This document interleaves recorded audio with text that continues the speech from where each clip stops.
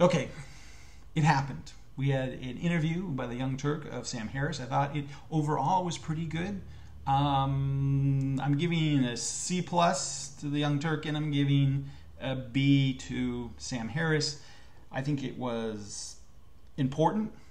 Just because they get low grades doesn't mean that it wasn't an important interview, and I think they both make some mistakes.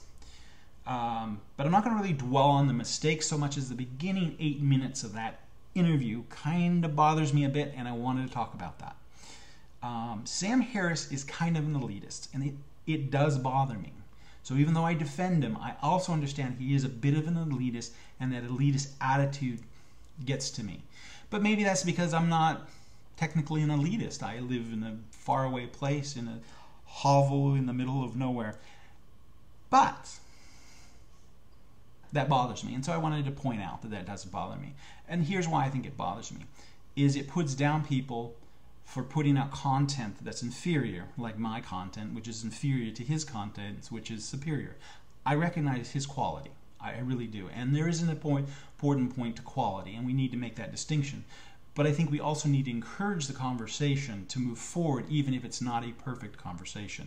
And I think in some ways his elitist attitudes is sort of a cold jacket to any random conversation, sort of excelling the conversation, getting more sophisticated just because we're actually trying to make sense. And that's really what it does when you get on YouTube or you do a blog or whatever. You start working on getting it more perfected, and then you can get to the level of Sam Harris, hopefully.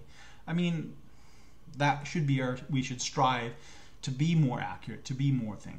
Now, in terms of what Sam needs to be working on, he needs to be working on loosening up. You know, he's too controlling. He thinks he needs to control his complete image.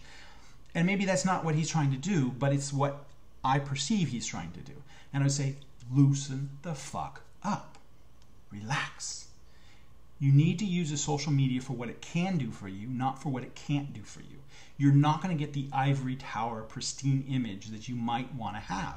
You're going to have to get some mud on you. You can't get the stink of the other guy off you. That's a part of the social media. You kind of have to work with that, you know, and sometimes push back to them, throw a little stink back on them and say, look, you know, if you're going to be doing this kind of stuff, no one's going to trust you. And that's the way I feel. I don't trust Greenwell, and I don't trust Lawson, whatever, how you pronounce his last name. I don't care.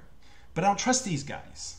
And yes, it's in large part because of what they attempted to do to you as a character assassination. So it is working. Social media does work. We will hurt these guys. Oops. That would be bad out of context. Anyways, what I meant by that is a sense of socially hurt them, in terms of they're no longer relevant to the conversation. But don't beat on us with this elitist, my publisher's being beaten up and I can't have any control over my image. Blah. Deal with it. That's what social media is about. So that's really all I have to say about it. Yeah, that's all I have to say.